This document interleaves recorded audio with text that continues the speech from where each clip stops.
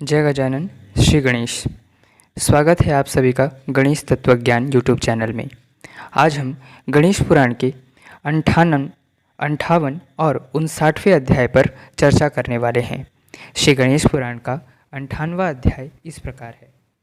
ब्रह्मा बोले कि इस प्रकार ऋषि भ्रुसुंडी की परम पवित्र कथा को सुनकर राजा सूरसेन आनंदित हो गया और उन्होंने कहा कि हे इंद्रदेव, तो आप का यह विमान अब किस प्रकार से चलायमान हो सकेगा? हम इस विषय में आपकी क्या सहायता कर सकते हैं?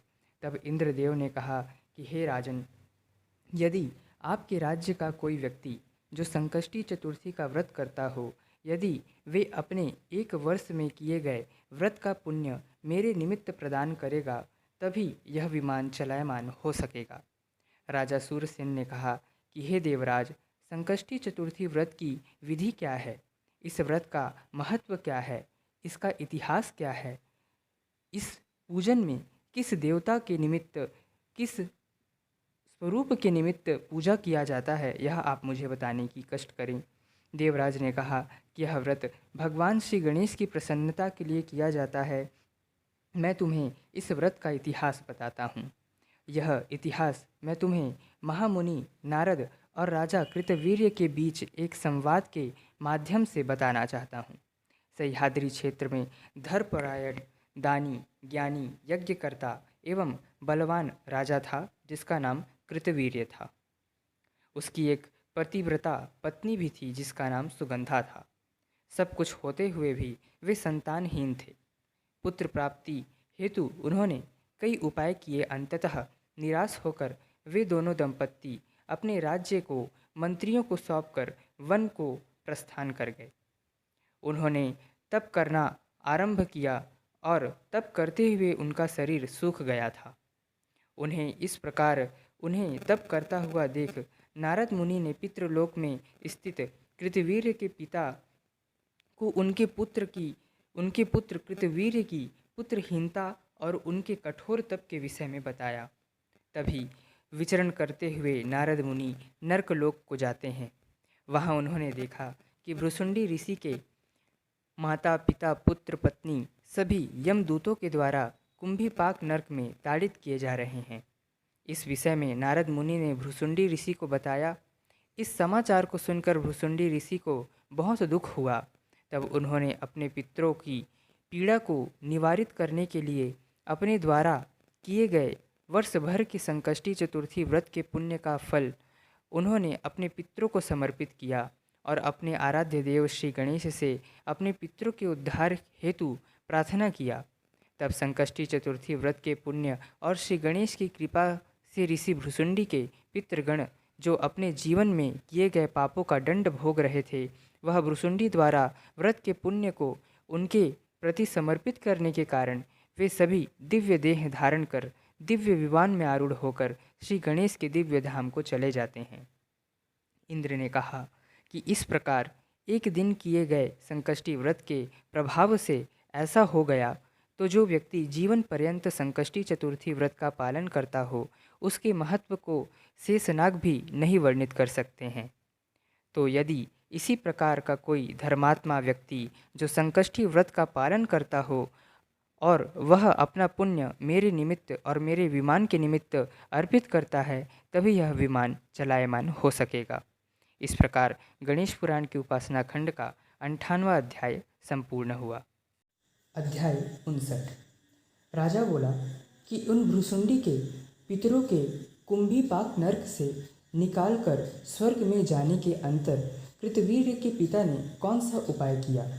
इंद्र बोलते हैं, नारद मुनि के द्वारा अपने पुत्र कृतवीर्य को पुत्रहीन होने की बात सुनकर कृतवीर्य के पिता ब्रह्मदेव के पास जाते हैं और कहते हैं कि हे पितामह, मेरा पुत्र कृतवीर्य दानी, यज्ञकर्ता, धर्मात्मा है, फिर भी वह पुत्रहीन है।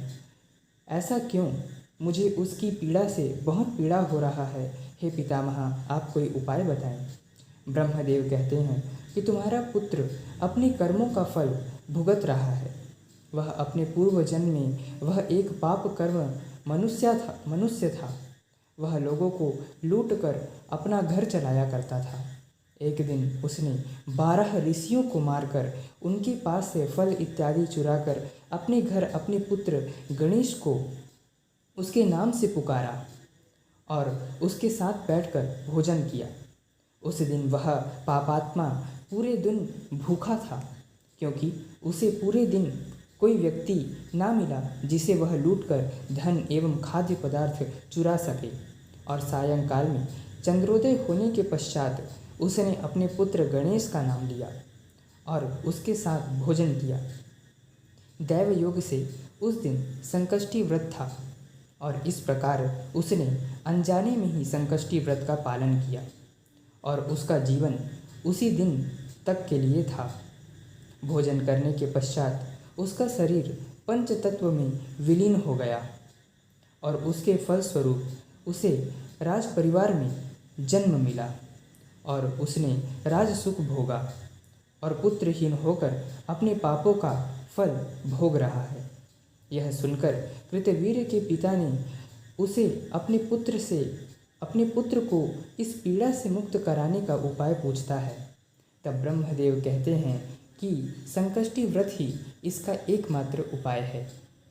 कृतवीर्य के पिता ने पूछा कि हे पितामह, यह व्रत कब, कैसे और किस मास में किया जाता है?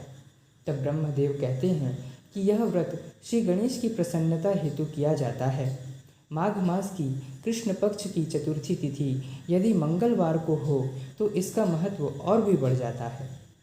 व्रतकर्ता इस दिन विविध प्रकार से मंत्रों का उच्चारण करते हुए विधिवत स्नान करे, व्रत का संकल्प ले और श्री महागणपति का ध्यान करे, उनके नाम का जप करे, पूरे दिन निराहार और जलाहार रहे, किसी प्रकार की परनिंदा, क्रोध, चुगली, अपशब्द, ब्रह्मचर्य का नाश, इन सभी पापों से बचे।